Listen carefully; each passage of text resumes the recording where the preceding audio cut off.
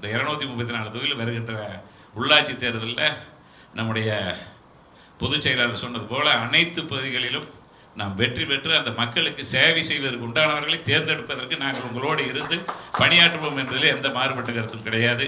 அதே போல் எங்களை எல்லாம் இணைத்து கொண்டிருக்கின்ற நம்முடைய தமிழக வெற்றிக் கழகத்தினுடைய தலைவர், அதே போல் நம்முடைய இன்றைய முதலமைச்சர் அவர்கள் ஒரே அறிவிப்பு கொடுத்தாங்க, நம்முடைய அம்மா உணவகங்களை திறக்கணும்னு சொன்னாங்க. அந்த மனசு நாங்கள் 5 ஆண்டு காலத்தில் எவ்வளோ புழுகி இருப்போம்.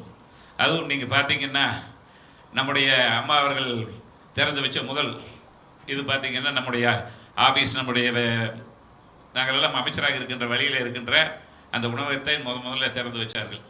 அந்த திறந்து வைக்கிற பொழுது அந்த கண்ணில் இருந்து பார்த்தோம் அந்த நிலைமையெல்லாம், எப்படி அந்த வந்து சாப்பிட்டவர்களுடைய எண்ணம். அதை இன்றைக்கு சொல்கிறார்கள்.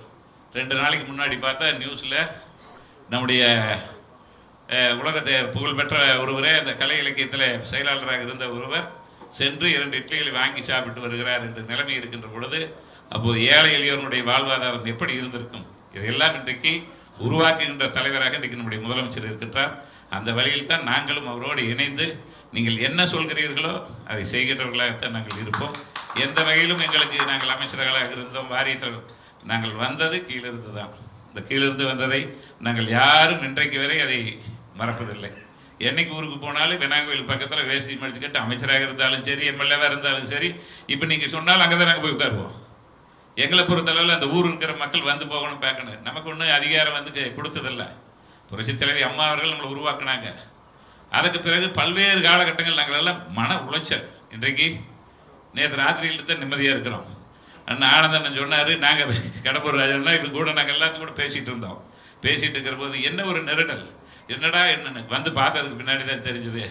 ஒரு குடும்பத்தில் தம்பியோடு போய் ரொம்ப நாள் பிரிஞ்சிருந்து வந்த மாதிரி ஒரு சந்தோஷம். அந்த சந்தோஷம் கண்டிப்பாக நீங்கள் என்ன நினைக்கிறீர்களோ, தலைவர் என்ன நினைக்கிறாரோ அந்த வகையில் நாங்கள் அனைவரும் இருப்போம். இன்னும் நிறைய பேரெல்லாம் பல மாவட்டங்களில் தமிழகம் முழுவதும் வர்றேன்னு சொன்னாங்க. நாங்கள் தான் முதல்ல நாங்கள் போயிட்டு வந்துடுறோம். அவங்க போகிற போதே கேட்பாங்க, உங்களுக்கு என்ன பண்ண போகிறாங்க. ஒன்றும் பண்ண வேண்டாம், மரியாதை கொடுத்தா போனாங்க. அதையே அவர் வந்த உடனே சொன்னோடனே எங்களுக்கு அதே இணைப்பு விலகல். அதே மாதிரி மாவட்டந்தோறும் நம்முடைய பொதுச் செயலாளர் அவர்கள், நம்முடைய அமைச்சர் பெருமக்கள் எல்லாம், ஏன்னா அங்கிருந்து எல்லாத்தையும் கூப்பிட்டு வந்தால் செலவு 2 செலவாகு, அவங்களும் வந்துட்டு திரும்பி எல்லாம் போக முடியாது. அதனால் ஒவ்வொரு மாவட்டத்துக்கு அந்தந்த மாவட்டத்திலேயே வச்சுட்டிங்கன்னா நாங்கள் அந்தந்த மாவட்டத்தில் ஒரு இடத்துல ரெடி பண்ணி வச்சா நீங்கள் அனைவரையும் இணைத்துக்கொள்ள வேண்டும். அனைவருமே கீழ்மட்டத்திலிருந்து மேல்மட்டம் வரை நம்முடைய வயது முதிர்ந்தவர்கள், அதிமுகவில் இருப்பவர்கள் கூட இன்றைக்கு நம்முடைய தலைவருடைய செயல்பாட்டை பார்த்து இணைய வேண்டும் என்று நினைக்கின்றார்கள். ஆகவே அதுக்கு நீங்கள் எல்லாம் ஒரு வாய்ப்பினை கொடுக்க வேண்டும் என்று கேட்டுக்கொண்டு, எங்களுக்கு பல்வேறு காலகட்டங்களில் இந்த வாய்ப்பினை நீங்கள் வழங்கியிருக்கிறது. இதற்கு உங்களுக்கு உண்மையாக உறுதியாக அம்மாவிடத்தில் எப்படி இருந்தாமோ அதே போன்று இன்றைக்கு தலைவரிடத்தில் சொல்கின்ற பணியை, செய்கின்ற பணியை செய்து நல்ல பெயரை எடுத்து கொடுத்து, இவர்கள் நல்ல பெயர் எடுத்தார்கள், நல்லா செய்கிறார்கள் என்கின்ற ஒரு நிலைமை தான் உங்களுக்கு வரும் என்பதை மட்டும் இந்த வேலையில் சொல்லி வாய்ப்புக்கு நன்றி கூறி விடைபெறுகிறேன். நன்றி, வணக்கம்.